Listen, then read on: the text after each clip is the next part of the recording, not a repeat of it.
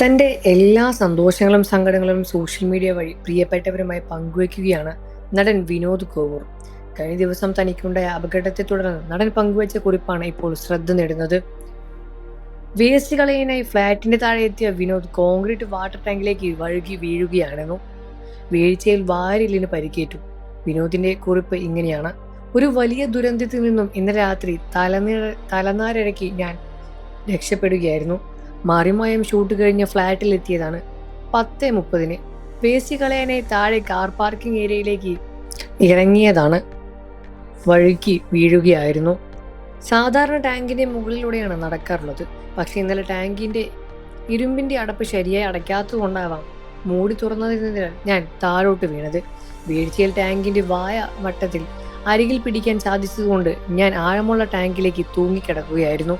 വീഴ്ചയിൽ തന്റെ ശരീരം എവിടെയോ നന്നായി അടിച്ചതിന്റെ വേദന അപ്പോൾ തന്നെ അനുഭവപ്പെട്ടു. ടാങ്കിൽ നിന്നും പൊങ്ങി രക്ഷപ്പെടാൻ 2 തവണ ശ്രമിച്ചുവെങ്കിലും പരാജയപ്പെടുകയായിരുന്നു. ഉറക്കെ ശബ്ദമുണ്ടാക്കിയെങ്കിലും ആരും കേട്ടില്ല. പപ്പിസിമോൾ ടാങ്കിന് ചുറ്റും പരിഭ്രാന്തിയോടെ ഓടി നടന്നു. പിന്നീട് നടത്തിയ ശ്രമത്തിൽ ഞാൻ പുറത്തേക്ക് വരികയായിരുന്നു സംഭവിച്ചത്. എഴുന്നേറ്റ് നടക്കാൻ തുടങ്ങിയപ്പോൾ ഇടുപ്പിന്റെ മുകളിലായി വല്ലാതെ വേദനയും അനുഭവപ്പെട്ടു. ശ്വാസം എടുക്കാതിരുന്നപ്പോൾ വാരിയലിന്റെ ഭാഗത്ത് നല്ല വേദന തോന്നിയെന്നും ഉറക്കെ ദേവുനെ വിളിക്കുകയായിരുന്നു. അവൾ വന്നു, സെക്യൂരിറ്റി വന്നു, ഫ്ലാറ്റിലെ രാജേഷേട്ടനും വന്നു. ഉടനെ തൊട്ടുതാഴെയുള്ള നോർത്തിലെ സ്പെഷ്യാലിറ്റി ഹോസ്പിറ്റലിൽ എത്തിച്ചു. വേദന കൊണ്ട് എനിക്ക് ഒന്നും പറയാൻ സാധിച്ചില്ല.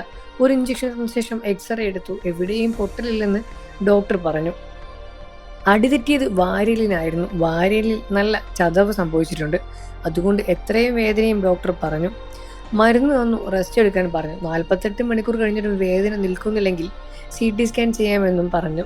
2 മണിയുടെ ഹോസ്പിറ്റലിൽ നിന്നിറങ്ങി. അപ്പോഴേക്കും ആത്മമിത്രം അമലയും അളിയനും സന്ദീപും സഹോദരിയും ഒക്കെ എല്ലാം എത്തി.